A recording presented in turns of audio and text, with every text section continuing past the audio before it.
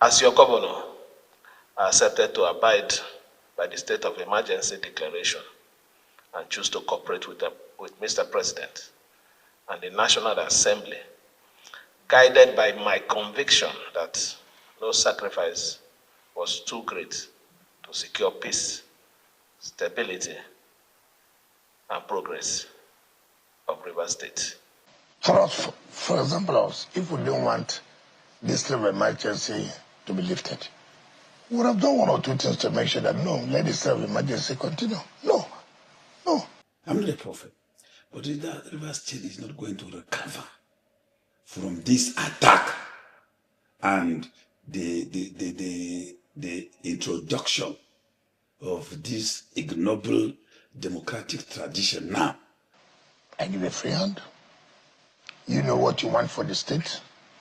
All I would want to say, I know what I did and what I've done to keep this state to this level.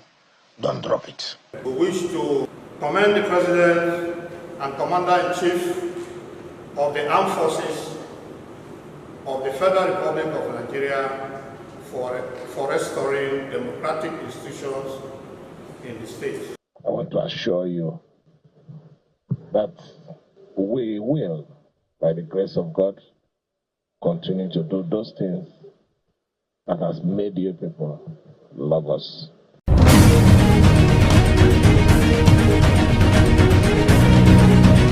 A governor has returned. Siminalayi Fubara, the man who has carried the weight of Rivers politics on his shoulders, is back in office. But this is not an ordinary return. It is not the triumphant march of a leader claiming his throne. It is the cautious step of a man who knows his enemies are not gone. They are only waiting. Across Rivers State, the mood is mixed. Some cheers his resilience, the fact that he still sits in the government house despite the storms. Others doubt his independence, whispering that a governor under siege can never truly be free. And beyond Rivers, Nigerians are watching with curiosity, because this is not just about one state. It is about the shadow of Godfathers, the weight of the federal power, and the test of whether a sitting governor can truly govern without bowing to those who claim to have made him. So now that Fubara is back in office, the question is simple. What should the people of Rivers State expect? Is this a new beginning, or just another chapter of politics dictated by Nyesom Wike, the former governor, now FCT Minister, whose influence still towers over the states? This is the story of governance under pressure. This is the story of Fubara's return under WIKE'S shadow.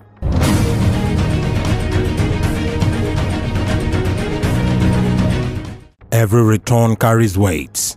For Fubara, the weight is not just political survival, it is the weight of millions of Rivers people who expect him to lead, to deliver, and to govern. When he resumed office, one question echoed across Port Harcourt and the creeks of the Niger Delta.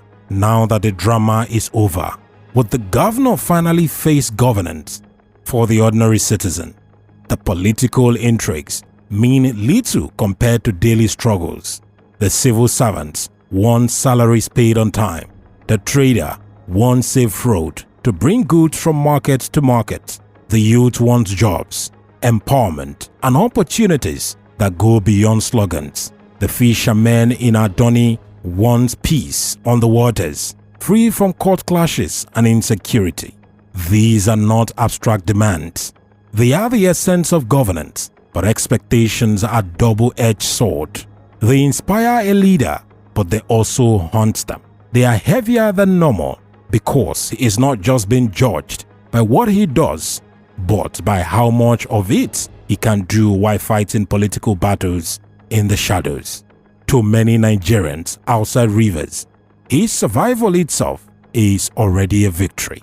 But survival is not governance. The people will not measure him by how many battles he wins against Wike. They will measure him by how many roads are built, how many schools are fixed, how many hospitals function, and how secure their lives become. The burden is clear, and as every day passes, the The question grows louder. Can Fubara rise above the politics to meet the expectations of his people?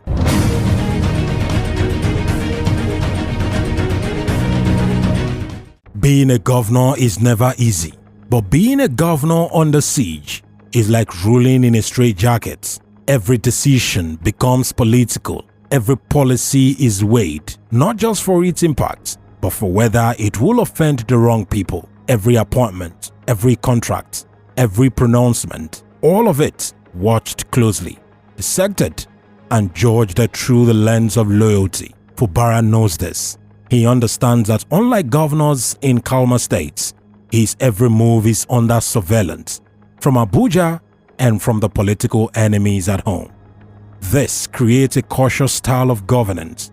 He cannot afford bold reforms that shake the table. He cannot afford policies that sideline entrenched interests. He cannot afford to make moves that could trigger fresh battles in the assembly or in Abuja. So what does he do? He governs carefully, strategically, but slowly.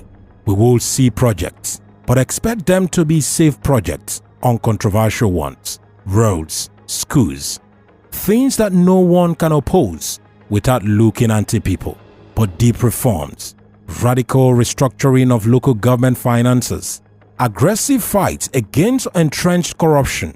These may remain dreams deferred, because in a political war zone, survival often comes before transformation, and this is the tragedy of governance under pressure. The people see the office, but they do not see the change. They ask for results, but they do not know how many decisions are stalled, delayed, or watered down because of unseen political forces. In Rivers today, governance is possible, but governance in full capacity is restrained, locked inside a straitjacket that Fubara may struggle to remove.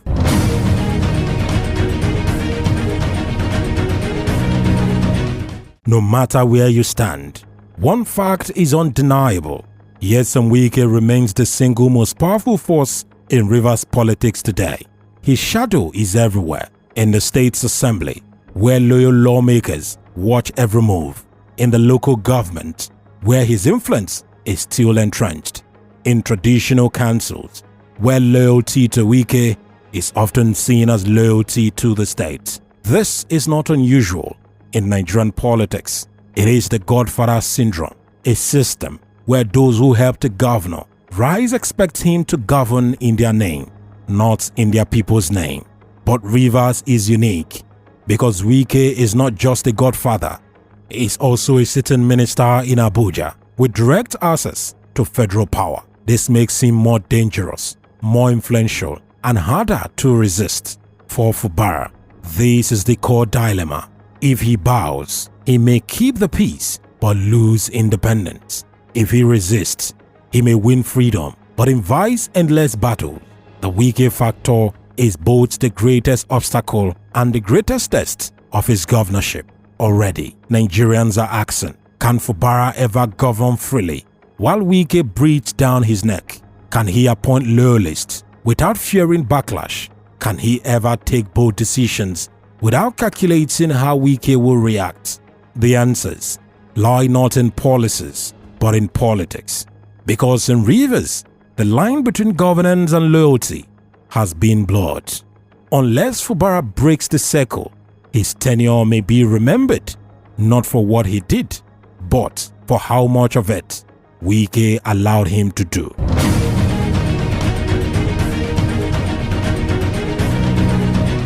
But Rivers politics is never just about Rivers. It is about Abuja. It is about federal power and how it bends the fate of one state. Today, Wike sits at the center of this federal connection. As Minister of the Federal Capital Territory, he is one of President Bola Tinubu's closest allies. His alliance gives him leverage, not just in Abuja, but back home in Port Harcourt. It means that Fubara cannot govern. If Rivers is an island, he must constantly weigh how his actions align with Abuja's interest. He must calculate not only Wike's reaction, but also Tinubu's silence or approval. this federal dimension is crucial because if Abuja decides to back Wike, Fubara's room to maneuver shrinks further. But if Abuja decides to stay neutral, Fubara may slowly build his own base.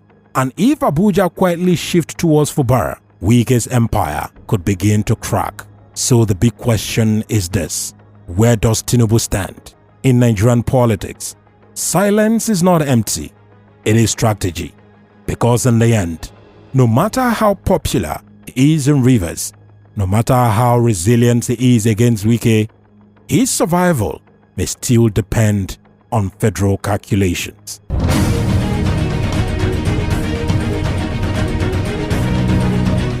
So, where does this leave Rivers? The state is at a crossroads. 3 possible futures lies ahead. First, consolidation.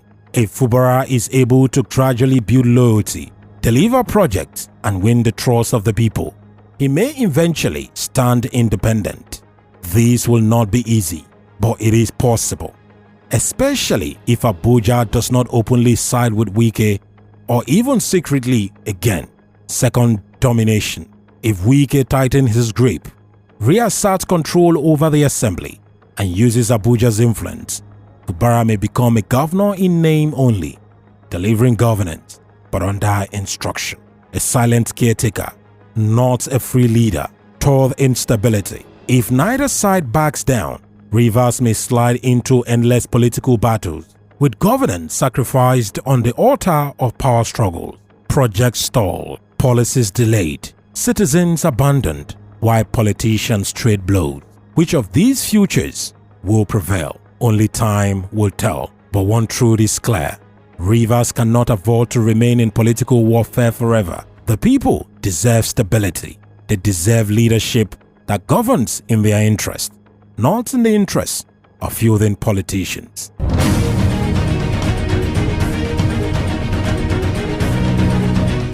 And so, the drama of Rivers continues. A governor returns, a Godfather lingers, and a people waits. Will Fubara rise above the shadows, or will he remain a governor in chains? Will Rivers witness true governance, or just politics dressed in the name of development? The story is not yet finished. But one thing is certain: the eyes of Nigerians are watching. Because in the tale of Rivers, we are witnessing more than a state in crisis. We are witnessing the test of Nigerian's democracy itself. So, if you believe Rivers deserve better than endless political battles, hit the like button. If you think Fubara can rise above Wike's shadow, drop a comment. And if you want to stay updated on the power games shaping Nigerian's future, make sure to subscribe to this YouTube channel. Because this is not just Rivers' story, it is Nigerian story, and it is far from over.